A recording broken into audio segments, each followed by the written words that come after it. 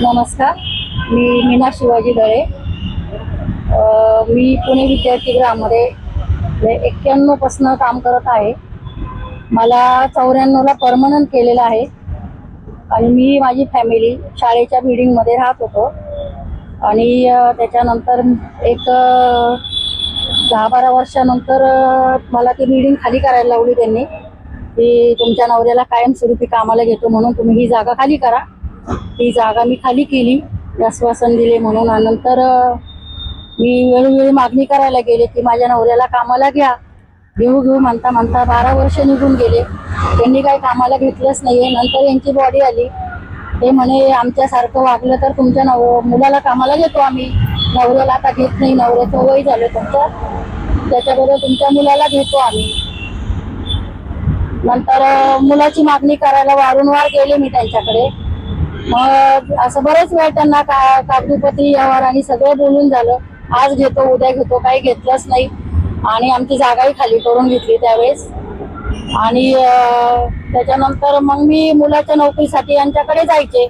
राजेंद्र कांबळे वगैरे तेव्हा होते, तर अजून पण आहेत. आणि त्यांना मी सांगायचे की आता माझ्या मुलाला घेणार होते, का घेत नाहीये. तर त्यांनी माझ्याकडे शरीर सुखाची मागणी केली. त्यावेळेस आनंद कुलकर्णी, रेडेकर आणि कांबळे असे आत बसलेले होते. मला गेले 4 वाजेपासून संध्याकाळी बसून ठेवलं त्यांनी. आत्ता बोलवतो नंतर बोलवतो, काही बोलवलंच नाही. संध्याकाळी मला त्यांनी 9:45 आतमध्ये ऑफिसमध्ये बोलवलं. नंतर म्हणे तुम्ही आमचं का ऐकत नाहीये म्हणे, तुमच्या मुलालाही घेतो, तुमचा पगार वाढवतो, पण तुम्ही आमच्यासारखं वागा. त्यावेळेस तिथं CCTV कॅमेरे सगळं चालू होतं. नंतर 11:15 झाल्यानंतर मी तृप्ती देसाईंना फोन लावलं, कारण त्यांच्या थ्रूच मी 4 वाजता यांना भेटायला आले होते.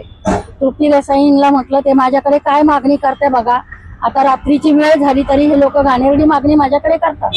त्यांनी सांगितलं 100 नंबरला फोन लावा. मी 100 नंबरला फोन लावला.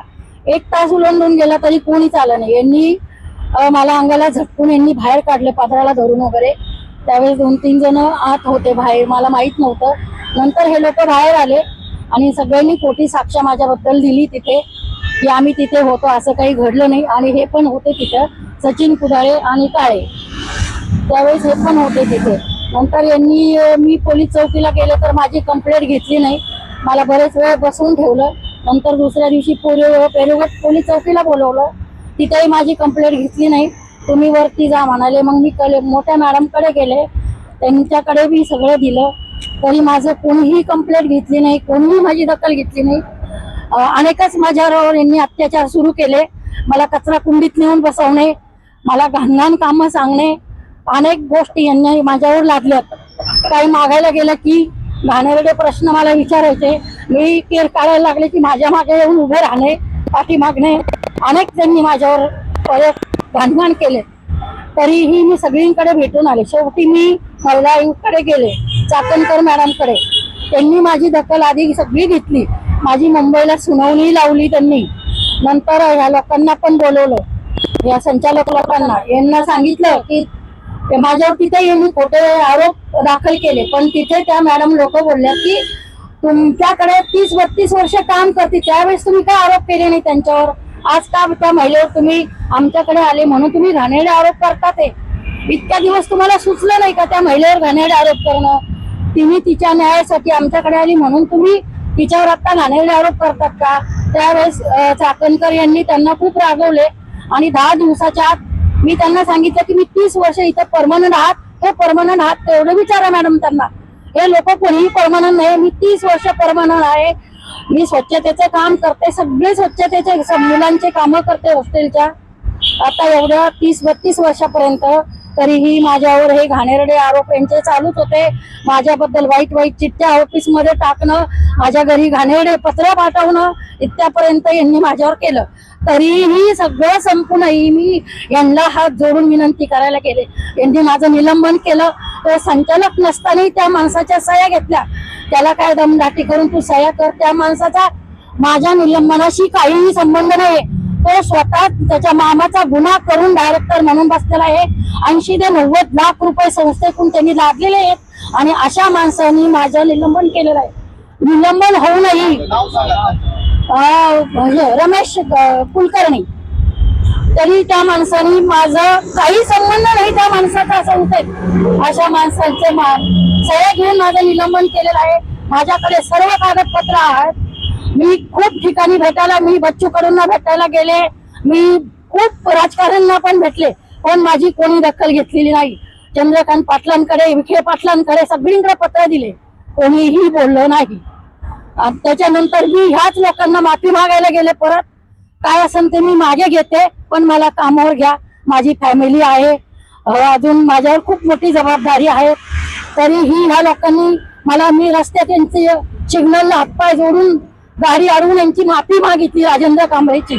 मला म्हणलं संध्याकाळी ये, नंतर म्हणलं ऑफिसला ये. मी माझ्या नातीला घेऊन ऑफिसला गेले. माझ्या नातीच्या अंगावर घाणेरडे आरोप केले, हात लावला माझ्या नातीला, इकडे ओढले त्यांनी, सगळं कॅमेऱ्यात आलेलं आहे. आणि माझ्या नातीला म्हणतो तू पण आजी बरोबर संध्याकाळी रात्री. त्यावेळेस तिथे आनंद कुलकर्णी, जिरगे, रेडेकर एवढे लोक आतमध्ये बसलेले होते. रेडेकर मला म्हणतो आता येते का, तुला 300 रुपये देतो एवढ्या रात्रीचं. मग 300 रुपये म्हणजे त्यांनी मला कशासाठी देत होते हे त्यांना मी पोलिसांना सांगितलं, हे विचारा. कोणीही काही केलं नाही. मी परत कंप्लेंट केली. यांचं काय झालं नंतर काय नाही. चंद्रकांत पाटलांनी त्याच्यात हस्तक्षेप केला आणि माझी केस तिथल्या तिथं दाबवलेली आहे. आता मी कोर्टात ती दाखल केलेली आहे. पण कोर्टातही आता सध्या तुम्ही म्हणताय ते सगळा खेळ पाकिटावर, पैशावर चालतो आहे. यांच्या सगळीकडे लागे बांधे आहेत. अनेक महिलांनंतर मी केस गुन्हे दाखल केल्यावर उभे राहिल्यात, त्यांचे पण असलेच माझ्यासारखे त्यांच्यावरही घाणेरड्या नजरा ठेवून अजून 3 महिलांवर बलात्काराच्या केस या राजेंद्र कांबळेच्या आहे. हा राजेंद्र कांबळे इतका घाणेरडा आणि उत्कृष्ट माणूस आहे. गव्हर्नमेंटचाही पगार घेतो, संस्थेचाही घेतो, अख्खे नातेवाईक कामावर घेतलेले आहेत. आणि माझ्या मागे लोक उभं राहिले म्हणून त्यांच्या एका माणसाचे आमच्या आता 3 महिने राहिलेले आहे. त्या माणसाने काय करायचं सांगा. 3च महिने सचिन कुदळे, काळे या लोकांना सुद्धा मला साक्ष दिली म्हणून त्यांना ताबडतोब कामावून काढलेलं आहे. अत्याशही घाणेरडा प्रकार या पुणे विद्यार्थी गृहामध्ये चालू आहे. लवकरात लवकर लोकांनी याचा निर्णय लावा आणि असल्या घाणेरड्या संचालकांना, एखादे लोक सहज म्हणतात बाई घर घुसली, अहो ती तिच्या पोटासाठी घुसती, पण यांनी तर लाखो कोट्याच्या प्रॉपर्ट्या कमवून पाकिट लोकांना पुरवतात आणि स्वतःच्या गाद्या सांभाळतात. माझ्यासारखीला म्हणतात संध्याकाळी ये, तुझं सगळं काम करतो. म्हणजे हे संचालक आहात का शिक्षक संस्था आहे? शिक्षक हे तिथे लाखो विद्यार्थी आज माझ्याच हाताखाली घडून गेलेले आहेत. आणि मी स्वतःही 91 पासून हॉस्टेलला मी काम करते. कितीतरी विद्यार्थी, कितीतरी लोकांचा ह्या लोकांनी पैसा खाल्ला. आणि त्यातले त्यात अजून एक मुद्दा खूप मोठा झालेला आहे. आमच्याकडे शताई भवन म्हणून पण आहे, तिथे लाखो कोट्यांचा व्यवहार होतो. लाखो लोक कोट्यांचे पैसे त्या लोकांचे आहेत.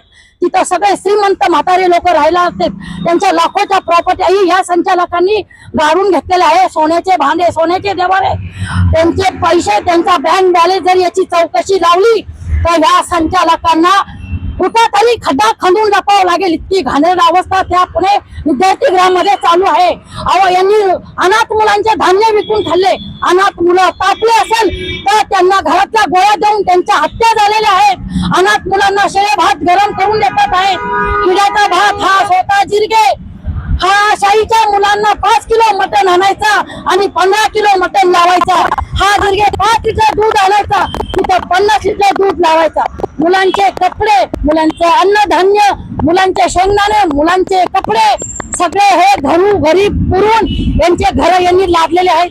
आज यांच्या गावाला यांच्या लाखोच्या प्रॉपर्टी आहे. हा जिरगे एका मोडक्या सायकलीवर येत होता. त्याच्या पुण्यामध्ये 5 ते 7 बंगले आहेत, 10 ते 12 गाड्या आहेत. त्याच्या मुलाच्या नावावर भयानक प्रॉपर्टी आहे, त्याचे हॉटेल आहेत, त्याच्या खानावळी चालू आहेत. इतका काय भ्रष्टाचार. हा आनंद कुलकर्णी तो म्हणतो मी वकील झालेलो आहात. यांनी वकिलाचं शिक्षण केलं कधी? हा संस्थेत नोकरीला लागला कधी? याचा पहिला न्याय लावा. हा जर माणूस वकील असेल तर ह्या माणसाने शिक्षण केलं कधी? हा संस्थेचा पगार घेतो कधी? कधीपासनं? अहो लाखो गरीब आपले विद्यार्थी, आपले मुलं रोड झाडतात, काय काय करतात त्यांना शिक्षणासाठी. पण हा गादीवर बसून शिक्षण घेतलं फुकट. तिथे लाखो कोटे.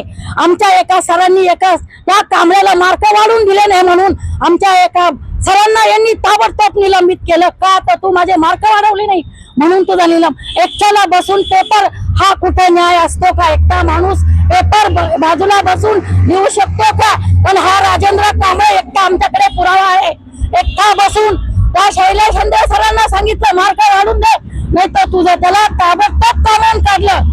अशाच आमच्याकडे गोटे मॅडम एक होत्या, त्या पण खूप चांगल्या मोठ्या शिक्षक आहे.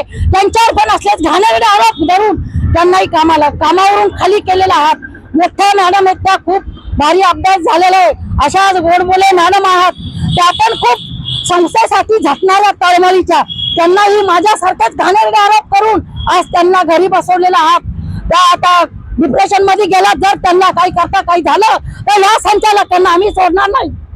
इतके घाणेरडे प्रकार या पुणे विद्यार्थी गृहामध्ये चालू आहे. हे लोक कोणाला मानत नाही. अहो, एखाद्या लेकरावर जरी यांनी लैंगिक अत्याचार केला तर यांच्या काही ठरलेले टीचर आणि काही शिक्षक यांना पाठीशी घालतात. आता ताजी गेल्या वर्षी घटना घडलेली आमच्याकडे. पास्पोचा गुन्हा दाखल झालेला आहे, तरी पोलीस लोक याची दखल घेत नाही. आम्ही साधा प्रश्न विचारायला गेलो तर पोलीस लोक आमच्यावर गुन्हा दाखल करतात. पर्वती पोलीस चौकी आम्ही साधा नुसतं मागायला गेलो तर रेडेकर सर त्या चुकीच्या संचालकांनी कोटावीस कमवून बसला. त्या माणसाने आमच्यावर गुन्हा दाखल करून आम्हाला पोलीस चौकीत नेऊन बसवलं. आता म्हणे यांनी दादागिरी केली. अहो, आम्हाला खायला नाही अशा माणसं दादागिरी करू शकता का? हे मी पहिल्या सरकारला विचारेन. आता कित्येक वर्ष आम्ही लढा देतोय, आम्हाला न्याय मिळत नाही. आम्ही आता न्यायाशी उभा. इथून पुढे जर यांनी काही केलं नाही तर आम्ही आमचा हात मग कुणाला धरू देणार नाही. आमची लढाई. जय भारत.